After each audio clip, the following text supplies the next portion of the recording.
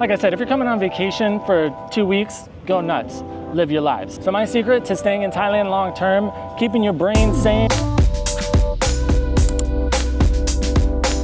Now with over 2 years in Thailand, during that time, I've noticed some things. One of the unfortunate realities that I've seen time and time again is people that are moving here, and before you know it, they're moving out of here. Now, for those of you that have been to Thailand before, you've probably got a pretty good idea as to why this happens pretty frequently. But if you've never been, is there a secret to surviving in Thailand? Is there things you should or shouldn't do to make sure that you're gonna be able to stay here? In my opinion, yes. There's one umbrella of all these things that kind of intermingle with each other, and I don't think you have to avoid it 100%, but keeping a realistic hold on it, it's gonna make your time in Thailand a whole lot easier, more feasible to be here long term. It's gonna help you with your health, it's gonna help you with your friends, it's gonna help you with your relationships. It's something that I've been doing pretty much all of this year. So if you're planning on moving to Thailand or even just an extended vacation with that new DTV visa, what should you do or what shouldn't you do?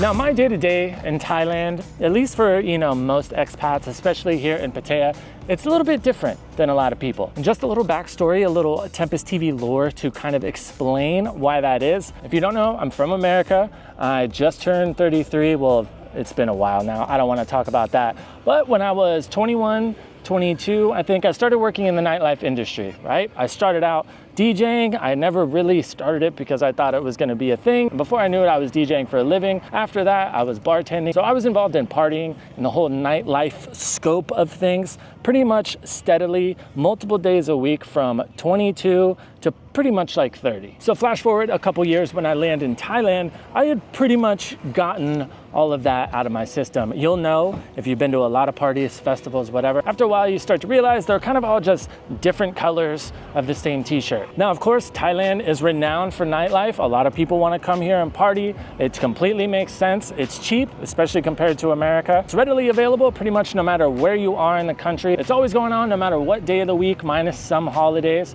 What time of day, you can always find a party. And not to mention enforcement on quite a few things are pretty lax, like being able to walk around with a beer, stuff like that. So I completely understand why some people want to come here and party. And if you're just coming on vacation, this video is not really going to pertain to you. So I'll just save you the next 10 minutes or whatever. This is more so if you're planning on spending an extended period here or, moving here full time. If you're just coming for a couple weeks, go nuts. Now, the reason we got into my lore a little bit is just so we kind of have some perspective. When I got to Thailand, I had pretty much seen all of this already. Granted, there are things that are a little bit different in Thailand compared to partying back home, but I had been around it. I had already seen what could kind of happen when that becomes a lifestyle. This video is not in any way like anti-party, anti-drinking. You're not allowed to have fun.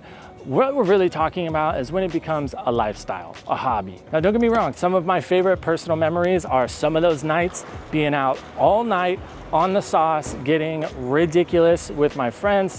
Those are some really good memories. But at the same time, being involved in that industry for so long, I saw both sides. I saw the yin and the yang. Now, when you're out drinking, you're on the sauce. Of course, we all know your decision-making can become relatively poor. Now, when you're out and about, you've been out all night, it's 4 a.m., you've been drinking since 5 p.m.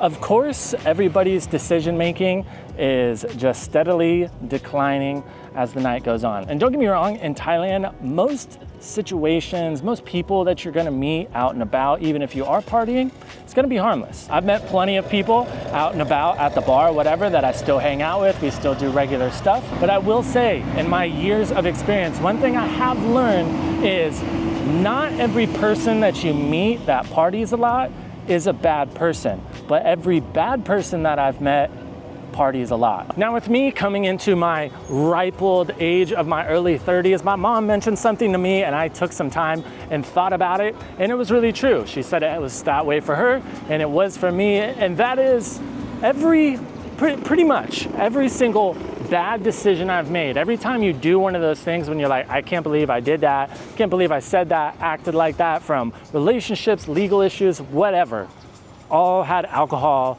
involved in some way. So for me, between, you know, just running the whole gambit and kind of burning through all that fun in my 20s and realizing that I'm not the best decision maker when I'm out on the sauce all night, those were my, you know, real catalysts for wanting to keep, you know, a tight lid on that whole realm of Thailand. So if you are planning on moving to Thailand, like I said, if you're coming on vacation for 2 weeks, go nuts, live your lives. But for me personally, I think keeping all of this kind of locked down and just paying attention to how often I'm doing it and what I'm doing when I am has been really beneficial for me.